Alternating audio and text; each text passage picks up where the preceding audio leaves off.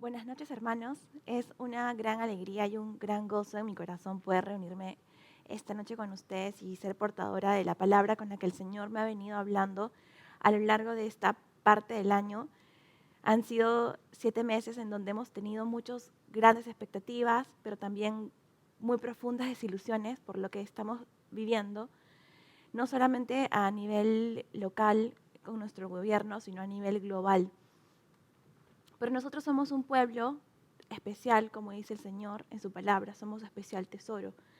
Y el Señor ha preparado una mesa delante de nosotros en presencia de nuestros angustiadores. Y esa es la confianza que tenemos que tener al enfrentar estas batallas que nos llenan y generan incertidumbre. Y la palabra que el Señor ha puesto en mi corazón se llama de la desilusión a la expectativa. Y vamos a empezar orando. Señor Jesús, te damos gracias por tu misericordia, que son nuevas cada mañana. Gracias porque tu amor es una fuente segura de confianza. Tu amor echa fuera todo temor y tu amor es ese refugio que queremos y anhelamos para todos los días de nuestra vida, para cada momento. Y te pedimos que a medida que escuchamos esta palabra, tú llenes nuestro corazón de fe y alejes de nosotros cualquier duda, cualquier incertidumbre que tú no quieres que pueda entorpecer nuestro camino hacia ti, Señor, que eres nuestro galardón perfecto. Te damos gracias por tu amor, por tu fe y por tu misericordia. En el nombre de Jesús. Amén. Esta palabra, como ya dije, se llama de la desilusión a la expectativa. Y vamos a empezar entendiendo diferentes personajes que atravesaron momentos de profunda desolación. Y vamos a empezar examinando sus vidas, sus emociones, para entender mejor, más de cerca, de qué se trata. En Eclesiastés 2, del 1 al 15, el rey Salomón, un rey que había sido llamado por Dios, había sido elegido para recibir una gran porción del don de la sabiduría. Dice la palabra que no hubo un hombre como él en toda la tierra, ni antes ni después, pero que por un momento olvidó su propósito. Y dice la palabra que él comenzó a exclamar en Eclesiastés: dije yo en mi corazón, ven ahora, te probaré con alegría y gozarás de bienes. Mas he aquí, también esto era vanidad. A la risa dije enloqueces, y al placer, ¿de qué sirve esto? Propuse en mi corazón agasajar mi carne con vino. Inmediatamente Salomón se alejó del propósito de Dios porque propuso agasajar su carne con vino.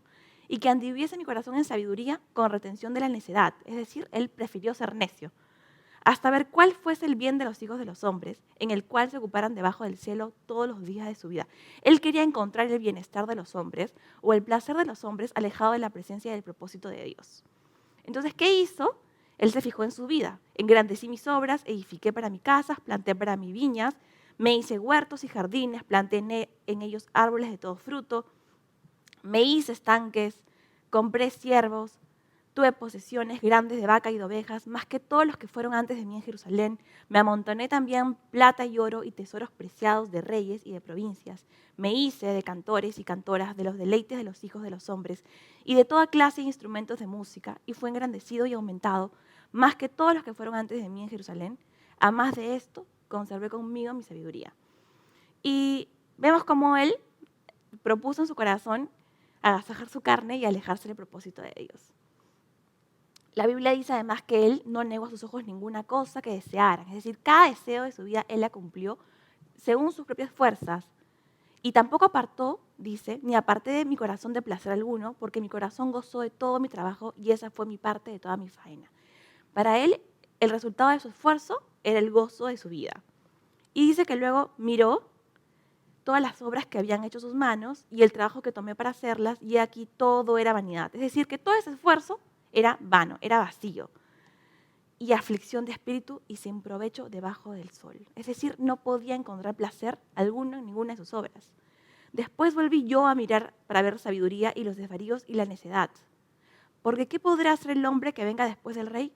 Nada, sino en lo que ya ha sido hecho. Es decir, él volvió a enfocarse en encontrar el propósito en la vida de los necios, sin poner su enfoque en el Señor. Y entendió cosas que ya sabía, que la sabiduría evidentemente sobrepasa la necedad como la luz a las tinieblas. Entonces en su corazón dijo, o sea que lo que le va a pasar al necio también le va a pasar al sabio. Ya él estaba completamente sin brújula.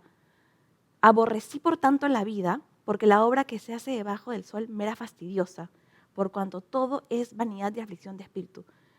En el versículo 17 él prácticamente resume que ya estaba completamente desilusionado de todo el mundo, de todo lo que él vivía. Y dice, aborrecí todo mi trabajo. Y quién sabe, dice luego en el versículo 19, si es que será el sabio o el necio quien se enseñoreará de todo mi trabajo en que yo me afané y en que ocupé debajo del sol mi sabiduría.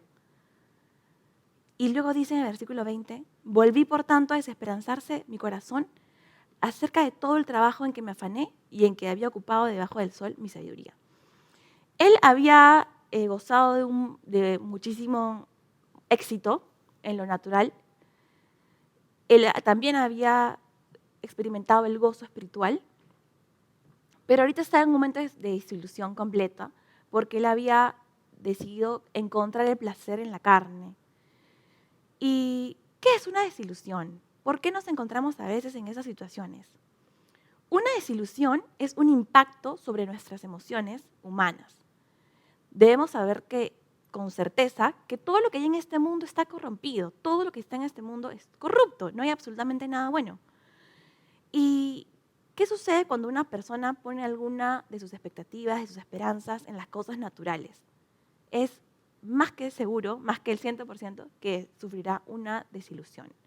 Aunque uno alcance el éxito más alto, como lo pasó con Salomón, uno puede encontrarse desilusionado de la vida porque no encuentra el gozo para disfrutar del producto de su esfuerzo. Entonces, Salomón, siendo un hombre tan exitoso, él había perdido la esperanza. Y realmente que se dio cuenta que el éxito no era algo como lo que él creía. No le da un significado profundo a su vida. Y la verdad es que todos atravesamos momentos de desilusión. Todos atravesamos momentos en donde nos resulta difícil creer porque las cosas no han salido como nosotros esperábamos. Y no importa si es que somos buenas personas, o si es que somos los mejores profesionales, o si es que somos personas que buscamos al Señor y somos disciplinados en la búsqueda de Dios, aún así podemos ser afectados de sufrir desilusión. Y la realidad es que el Señor, tarde o temprano, va a permitir que de alguna forma seamos probados. Y eso aconteció, ¿por qué? Porque quiere purificarnos y hacernos a su imagen y semejanza. Eso fue lo que le pasó al pueblo de Dios, cuando el Señor los saca con mano firme y poderosa. Ellos pudieron ver todas sus obras, cómo el Señor abrió el mar Rojo y pudieron pasar en tierra seca. Pero ¿qué pasa en Deuteronomio 1, en los versículos 1 al 3? Él dice que 11 jornadas hay desde Oreb, camino del monte de Seir, hasta Cades Barnea. Es decir, 11 jornadas. Pero en el versículo siguiente dice, y aconteció que a los 40 años, en el mes 11. O sea, en vez de haber caminado 11 jornadas, se demoraron 40 años. ¿Y por qué? Porque es que este pueblo, en vez de recibir la tierra prometida o lo prometido, se demoró 40 años y no 11 jornadas. Y es realmente porque el Señor necesitaba limpiar su corazón, necesitaba limpiar absolutamente todo lo que ellos habían traído del mundo. Pero también por un motivo muy importante, que lo describe en Éxodo 13, del 17 al 18, donde dice que, y luego que Faraón dejó ir al pueblo, Dios no los llevó por el camino de la tierra de los filisteos, que estaba cerca, porque Dios dijo, para que no se arrepienta el pueblo cuando vea la guerra y se vuelva a Egipto. Mas hizo Dios que el pueblo rodease por el camino del desierto del Mar Rojo, y subieron los hijos de Israel de Egipto armados. Entonces, era necesario este tiempo de espera, porque el Señor necesitaba fortalecerlos. Así como limpiarlos, era necesaria la fortaleza. Y yo sé que la mayoría de los que están escuchando esta palabra son jóvenes creyentes que ya tienen años en la fe, y sé que alguno de ustedes tiene meses. Es muy probable que tenga una convicción en su corazón profunda de que la palabra de Dios es verdad.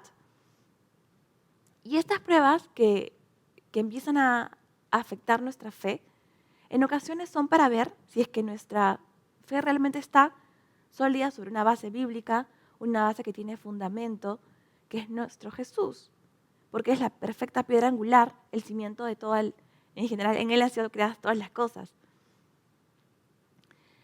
Y es importante porque que tengamos fe y que mantengamos la fe en medio de la incertidumbre que podamos estar experimentando, porque el gozo del Señor es nuestra fortaleza. Y lo opuesto al gozo es tristeza, es desilusión, es desánimo. Y la fe no solamente es nuestra fortaleza, sino también es nuestro escudo, tal como dice en Efesios, que tenemos un escudo de la fe que nos protege de los dardos del enemigo. Y los dardos son lanzados continuamente y tenemos que estar atentos para que realmente no nos afecten, porque si nos afectan, en nuestro corazón puede crecer la amargura. Y la realidad es que tenemos en este momento muchas razones por las cuales estar desanimados. Naturalmente podemos algunos estar experimentando la coyuntura política y la gran injusticia que nuestro país está atravesando y la gran división que estamos viviendo como nación. Y no solamente entre nosotros, sino que alrededor del mundo vemos que la gente se levanta a hacer marchas para escuchar, para que su voz sea oída. Pero vemos que lamentablemente la injusticia ya está gobernando nuestro país y está tergiversando absolutamente todo lo que está sucediendo a nuestro alrededor. Pero quizás la desilusión no ha venido por la coyuntura política, sino porque hemos perdido a algún ser amado, alguien muy cercano, y aún tenemos ese dolor muy fuerte que pareciera que nuestro corazón nunca va a ser sanado. Y la verdad es que cualquiera que sea la razón de la desilusión o la aflicción que estemos viviendo, nosotros tenemos que saber identificar cuál es la fuente de esa desilusión. Y el Señor usó varios hombres, varios ejemplos en la palabra de Dios, que también fueron desilusionados por expectativas que al principio no se cumplieron. Porque el Señor estaba tratando su fe. Y la realidad es que vamos a leer el caso de la mujer tsunamita. La mujer tsunamita, que está descrita en 2 de Reyes 4, era una mujer importante, dice la palabra. Era una mujer temerosa de Dios, era respetuosa. Ella tenía mucha capacidad de gestión, de hacer planes, de ver las necesidades de los otros. Tenía muchísima disposición para servir al Señor. Pero era una mujer muy ya mayor. Y ella, al ver que Eliseo, el profeta Eliseo, pasaba por la ciudad, siempre decide amoblar un ambiente para él y decide darle hospitalidad cada vez que él pasaba por Sunem. Y al ver esto, Eliseo quiso corresponder con gratitud y poder cumplirle alguna palabra en la cual ella estuvo esperando. Y ella no le contó a él directamente que tenía una necesidad, sino más bien fue su siervo Giesi quien le contó a Eliseo que ella tenía el deseo de tener un hijo y aún no lo tenía. Y esta porción me gustó muchísimo porque ella no era capaz de expresar la necesidad que había en su corazón de tener un hijo, o el deseo también de tener un hijo, porque hay, así como Ana, que ya quería tener un hijo para dárselo al Señor, esta mujer evidentemente tenía una vida para Dios. Pero quizás también ella vivía desilusionada consigo misma, y a veces nos sucede a nosotros, ¿no? Que de pronto sentimos que fracasamos en algún aspecto de nuestra vida y nos sentimos defraudados, como si no fuéramos lo suficientemente buenos a pesar de todo el esfuerzo que hacemos y por lo tanto no somos merecedores o no somos dignos. Por esto esta mujer no podía contarle a Eliseo su necesidad, a pesar de ser una mujer fiel al Señor. Entonces dice que Eliseo le dijo, llámala, en el versículo 15, y él la llamó y ella se paró a la puerta. Y él le dijo, el año que viene, por este tiempo, abrazarás un hijo. Y ella dijo, no, Señor mío, varón de Dios, no hagas burla de tu sierva. Es decir, ni siquiera ella se sentía, digamos, posiblemente su valor como dama no existía porque no era capaz de concebir un niño. Y a veces las mujeres solemos sentirnos menos cuando nos sentimos que somos incapaces de alcanzar cualquier cosa. Su significado aún estaba fuera de foco, pero el Señor quería fortalecer su fe en Dios. Mas la mujer concibió y dio a luz un hijo al año siguiente, en el tiempo que Eliseo le había dicho. Entonces Dios comenzó a sorprenderla y ella ni siquiera pidió el hijo, sino que las promesas le llegaron. Y esta palabra me recuerda mucho a Abraham y Sara. Lo mismo sucede con Sara cuando le dicen de que iba a tener un hijito y ella se ríe porque ella vio su cuerpo, su enfoque estaba puesto en ella. Pero el Señor solamente quería fortalecer su fe. La cuestión es que al final esta señora tuvo a su hijito, el niño creció y un día él estuvo en el campo en una faena, le dio insolación, un fuerte dolor de cabeza y murió. Y acá podemos centrarnos porque esta parte es muy fabulosa porque muchas veces cuando atravesamos la pérdida de cualquier trabajo, situación o de un familiar, nos enfrascamos y decimos, pero si Dios es bueno, ¿por qué permite la muerte? ¿Por qué permite la muerte de un ser inocente, de este niño? Y muchas veces en el mundo vemos estas acusaciones en contra de Dios. Pero la realidad, hermanos, y es algo que tenemos que tener claro, que esto es una falacia, es un engaño del mundo. Porque cuando Dios creó al hombre y la mujer, los hizo perfectos. Y la Biblia dice que todo fue creado en Él. La Biblia dice que en Él estaba la vida y la vida era la luz de los hombres. Entonces, ¿por quién entró la muerte al mundo? Fue a consecuencia de que Adán y Eva desobedecieron y pecaron. Porque Dios les dijo en Génesis, mas del árbol de la ciencia, del bien y del mal, no comerás, porque el día que de él comieres, ciertamente morirás. Entonces, la consecuencia de la muerte para cualquier ser humano en la tierra no es a causa de Dios, sino a causa del pecado que entró al hombre. Y ese pecado, digamos, ha corrompido hasta nuestra carne, porque ahora podríamos decir que es un tema de salud, es un tema congénito, pero la realidad es que fue el hombre el culpable de que la muerte entrara a toda la humanidad, no fue el Señor. Y si bien Él es soberano para darnos vida, también para quitarnos la vida cuando cumplimos nuestro tiempo en la tierra, nosotros no podemos echar la culpa al Señor de la muerte de nada. Y esta señora estaba en este momento, se sintió completamente triste, desilusionada nuevamente. Pero a pesar de la desilusión, ella sabía a dónde ir. Dice en el versículo 27 de Segunda de Reyes 4, luego que llegó a donde estaba el varón de Dios, en el monte, se asió de sus pies y se acercó a Giezi para quitarla. Pero el varón de Dios le dijo, déjala porque su alma está en amargura y Jehová me ha encubierto el motivo y no me lo ha revelado. Ella está con una amargura en su corazón.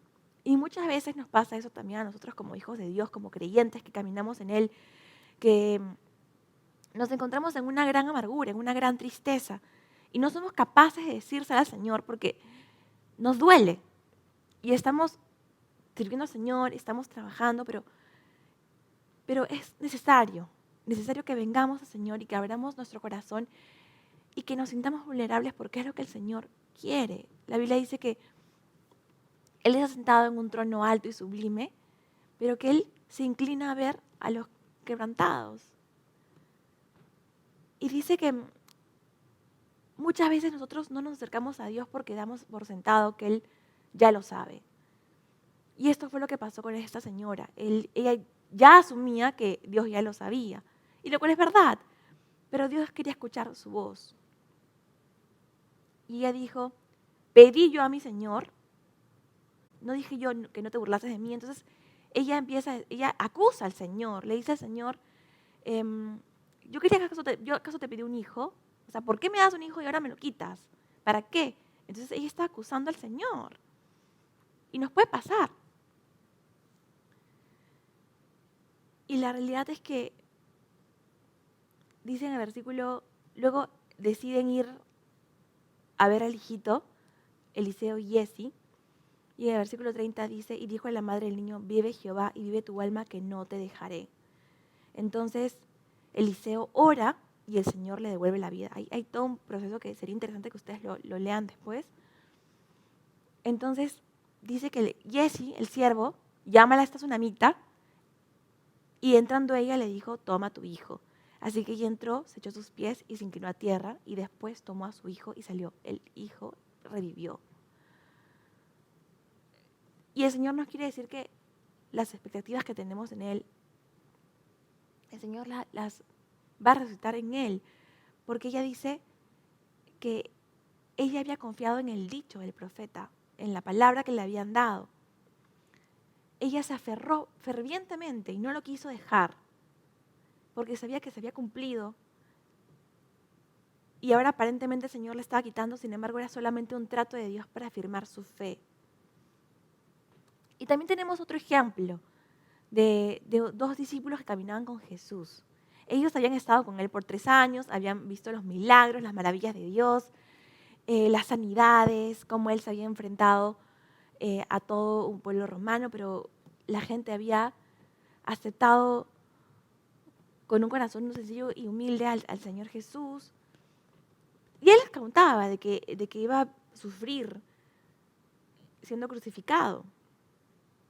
Entonces dice que ellos están caminando, habían dos, en Marcos 16, del 12 al 13, y aquí que 2 de ellos iban el mismo día a una aldea llamada Emaús, que estaba a 60 estadios de Jerusalén. E iban hablando entre sí sobre todas las cosas que habían sucedido, y sucedió que mientras hablaban y discutían entre sí, eso nos sucede a veces, que discutimos porque nos desilusionamos y de pronto discutimos en las familias, entre esposos, pero ¿por qué las cosas no pasan? Yo te dije, tú me dijiste, yo creí, no sé qué. Y Jesús mismo se acercó y caminaba con ellos, mas los ojos de ellos estaban velados para que no le conociesen. Y les dijo, ¿qué pláticas son estas que tenéis entre vosotros mientras caminas? ¿Y por qué estás triste? ¿Por qué están tristes? Entonces le dije uno llamado el Cleofas, ¿eres tú el único forastero en Jerusalén que no ha sabido las cosas que han acontecido en estos días? Entonces él les dijo, ¿qué cosas?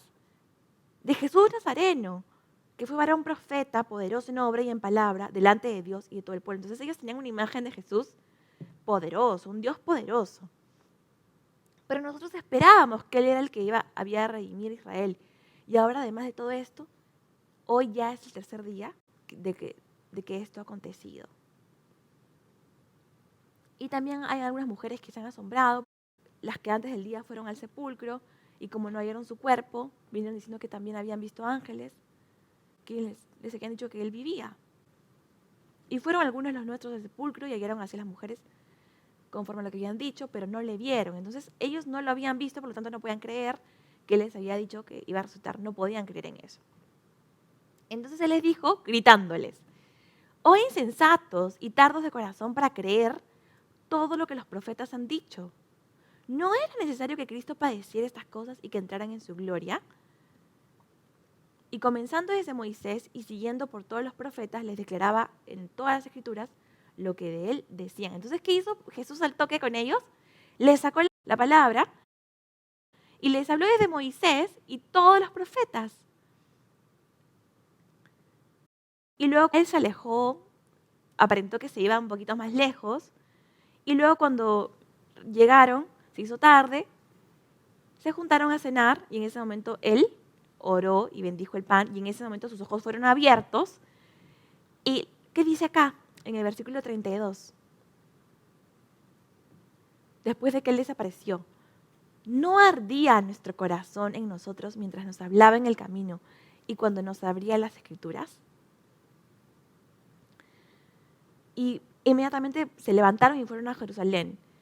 Y este versículo es increíble porque el Señor, ¿qué hace cuando leemos su palabra, cuando exponemos nuestras desilusiones a su palabra?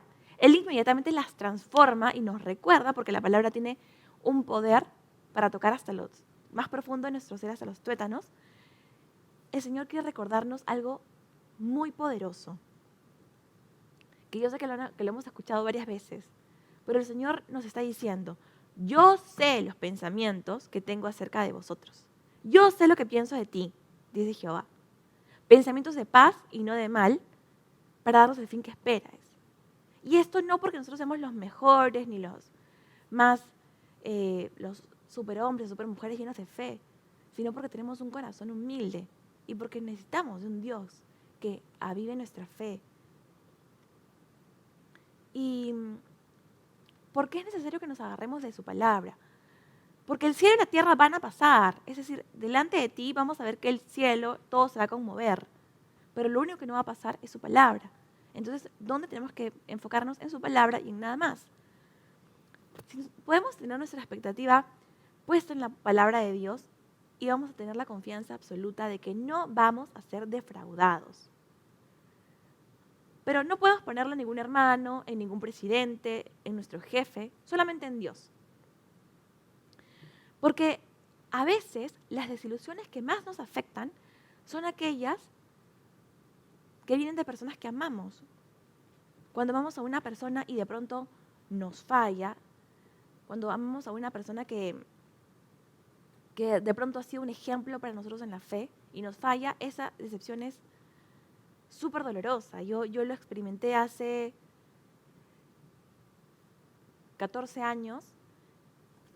Para mí fue un súper dolor ver partir personas a las que yo admiraba muchísimo.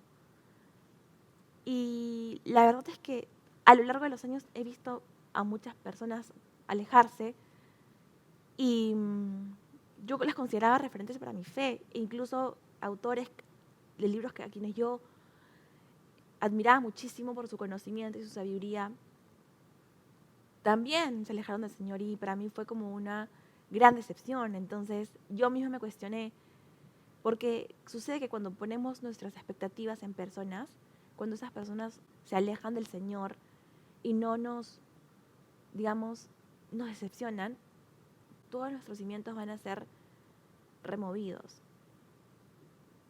Pero el Señor no quiere eso ni para ti ni para mí. El Señor quiere que vivamos confiando en su palabra. Y yo la verdad que les quiero contar que hace poco yo estaba orando. Estuve orando y le pregunté al Señor, ¿y ahora qué? Otra vez. Y el Señor me habló a través de un sueño. Dios nos habla a cada uno de forma distinta. Bueno, además que su palabra nos da algunas señales que también tenemos que aprender a discernir conforme vamos creciendo en el Señor. Y en este sueño, el Perú, todo nuestro país, está viviendo una fiesta demasiado hermosa. Todo el Perú estaba celebrando, todo era oro. Los edificios estaban hechos de oro, habían globos gigantes en el cielo porque estaban celebrando algo, una victoria grande en el país. Entonces, en mi sueño, yo dije, ¿pero qué es toda esta fiesta? Y yo subí rapidísimo al segundo piso a buscar a mi papá y me encontré con mi papá en el segundo piso, en mi sueño, y él estaba con los brazos alzados y en plena algarabía, en plena celebración de todo el país, él estaba adorando al Señor. Y me dijo, levanta tus brazos y adora. Entonces yo levanté mis brazos y comencé a cantar. Y al estar aquí, delante de ti, te adoraré. Postrado ante ti, mi corazón te adora, oh Dios. Y en ese momento yo sentí la presencia del Señor, que era absolutamente más poderosa que la celebración más grande que nuestro país podría recibir. Era lo que no se puede describir, pero superaba la mayor gloria que nuestro país puede experimentar. Era la presencia de Dios en nuestra nación, la presencia de Dios en vidas de personas que han decidido vivir completamente para Dios. Yo no sé quién es tu referente en lo espiritual, pero yo te aconsejo que tu referente no sea una persona, sino sea la palabra de Dios y sea Cristo mismo. El Señor me ha puesto a mí mi papá, pero el Señor también puede ser tu esposo, puede ser tu esposa, a tus mejores amigos, pero el caminar siempre es personal. Yo desde chica crecí escuchando que cuando nosotros vamos al cielo tenemos un pasaporte personal, así como cuando viajamos, tenemos un pasaporte personal. Y es igual. Y nosotros tenemos que aprender a buscar la presencia de Dios, pero de tal manera que la fiesta más grande no nos pueda deslumbrar, ni el oro, ni lo más grande que pueda asombrarnos, ni la expectativa más maravillosa, porque la presencia de Dios es más grande que todo eso, y es real, y es viva, y está en ese momento donde tú estás. Solamente tenemos que entrar a ese lugar de adoración. Había un joven llamado Ezequiel al que el Señor le permitió experimentar su presencia, su gloria, toda una gran revelación y descripción del trono de Dios. Y la palabra dice que él estaba deprimido, él estaba caminando junto al río Quebar en medio de la cautividad. Y estar en cautividad es simplemente no tener libertad. Es como un gobierno en donde te imponen las cosas y tú no puedes decidir a dónde vas, nada, no puedes decidir sobre ti porque no tienes libertad. Y él estaba deprimido porque él no tenía la libertad que tenía en su pueblo. Y él tenía aproximadamente 30 años. Y dice la palabra que él vio en medio de una visión de un gran resplandor y dice que en este resplandor habían seres vivientes que se movían según el Espíritu les decía que andaran. Y de pronto él escuchó un sonido que era sobre las muchas aguas. Esto es Ezequiel 1.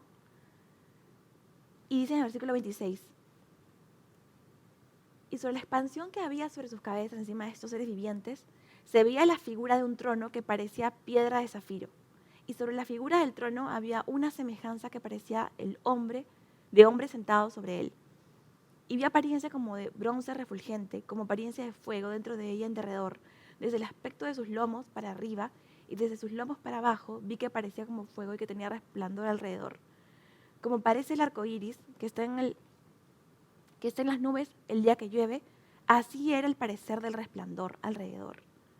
Esta fue la visión de la semejanza de la gloria de Jehová. Y cuando yo la vi, me postré sobre mi rostro y oí la voz de uno que hablaba. Y Dios le revela toda su gloria, todo lo que representa el trono de Dios a este joven que estaba en medio de un problema político, de una situación política, que le había afectado de forma personal. Y eso es lo que el Señor quiere hacer y lo está haciendo con cada uno de nosotros, lo ha hecho conmigo, a través de este sueño que yo tuve de su gloria. Y la verdad es que quiere decir que el gobierno de Dios está sobre toda autoridad, sobre todo reino, sobre toda nación, sobre todo imperio. El gobierno de Dios es más alto, el gobierno de Dios trasciende aún lo que para nosotros significa autoridad. La justicia de Dios es poderosa, pero a la vez está llena de gracia, a la vez es una justicia que el hombre no la puede alcanzar solamente por gracia, porque si es que nosotros merecemos realmente la muerte, pero fue por amor, por gracia que el Señor nos ha dado vida en abundancia, y no fue porque nosotros fuéramos mejores que nadie, sino simplemente porque hemos reconocido nuestra condición de pecadores, y por eso que el Señor ha decidido mostrar su poder en nosotros.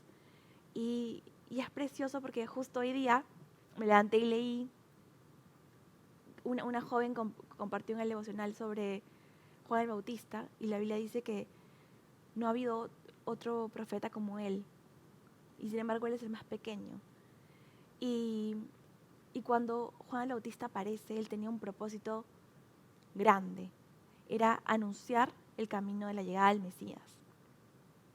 Pero sin embargo, él estaba en la cárcel, él estaba en la cárcel, y él dice que en Mateo 11, del 18, dice que los discípulos de Juan le dieron las nuevas de todas las cosas que Jesús estaba haciendo.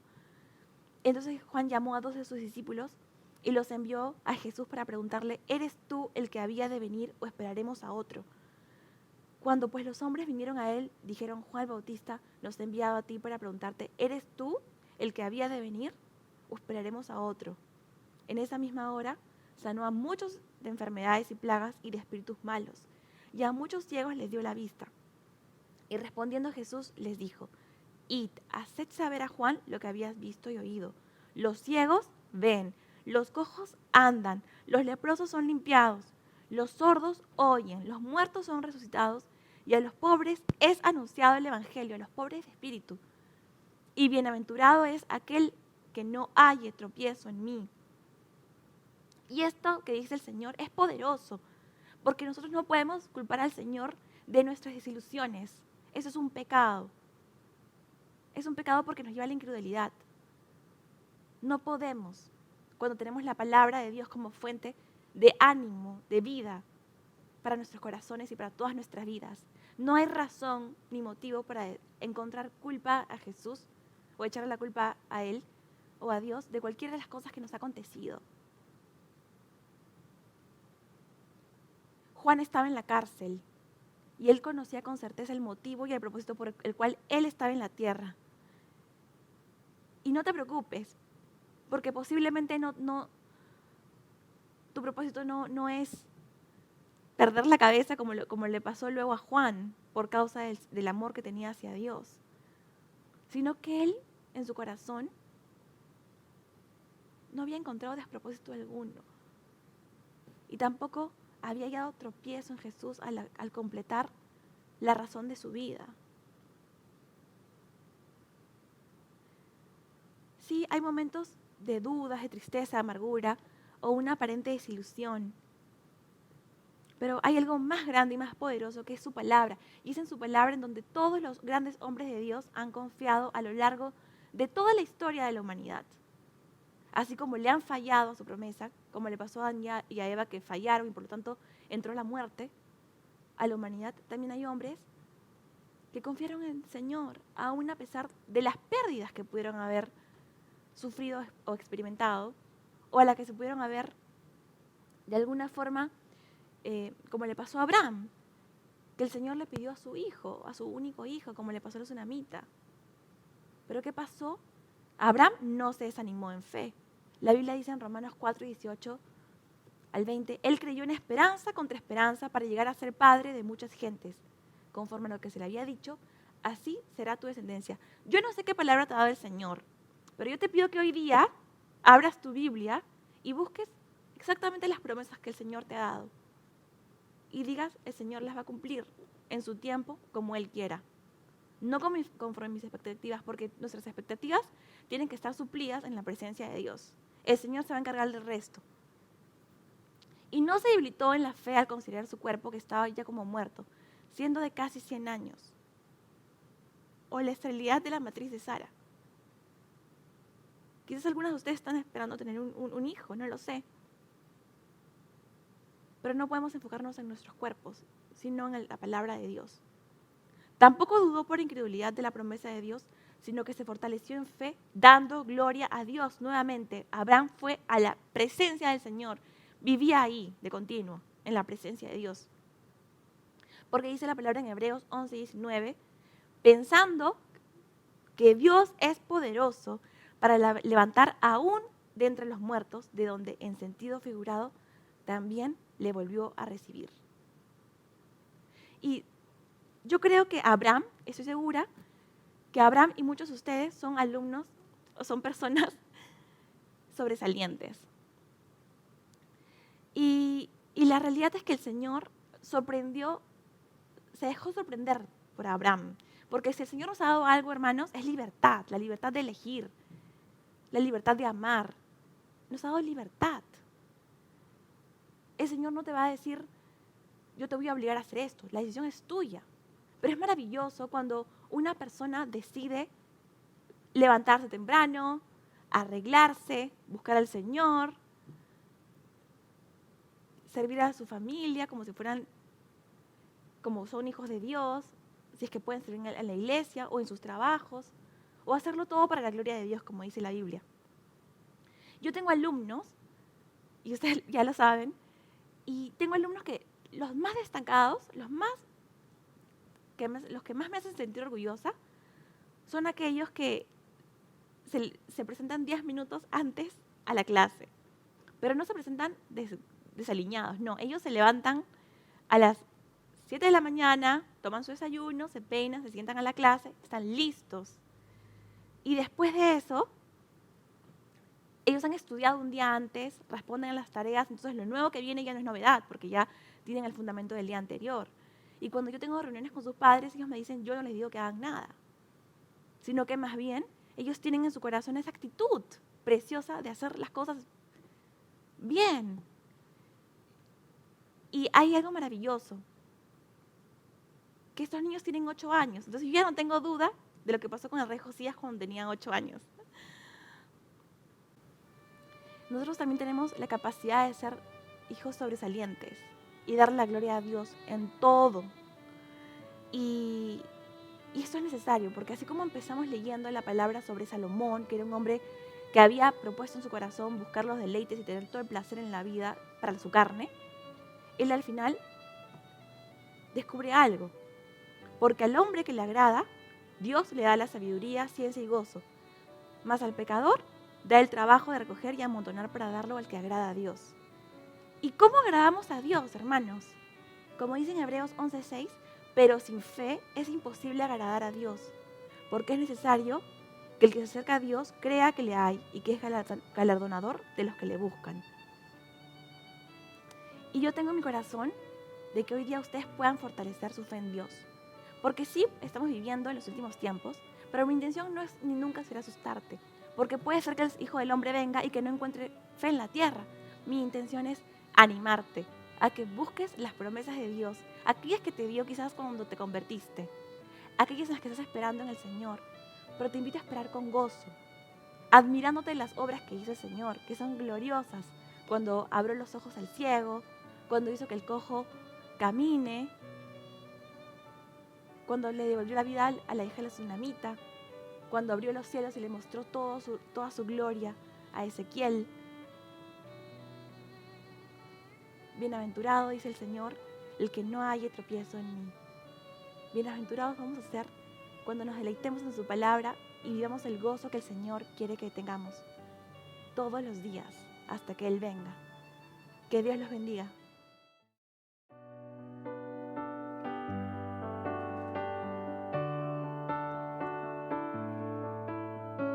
Agua en vino cambió, ojos de ciegos abrió, ¿quién como tu Dios?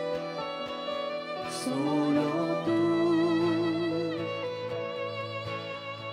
Brillas en la oscuridad, tu amor nos levantará, ¿quién como tu Dios?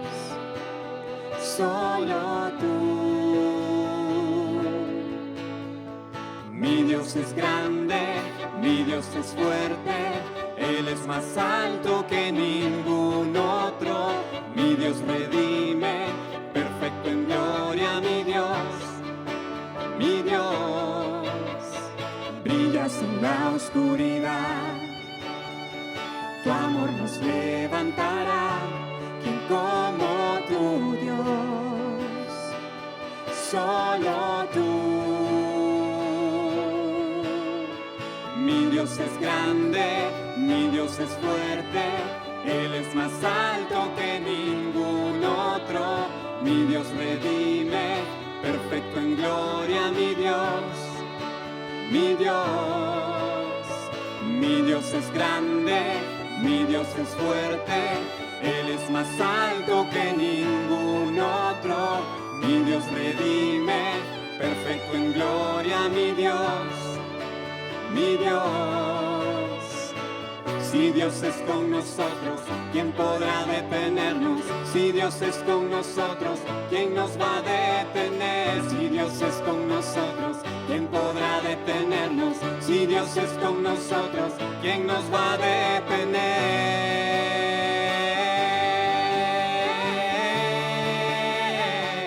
¿Quién nos va a detener?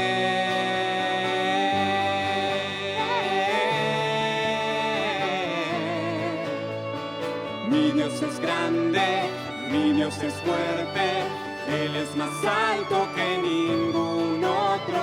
Mi Dios redime, perfecto Mi Dios es grande, mi Dios es fuerte, Él es más alto que ningún otro.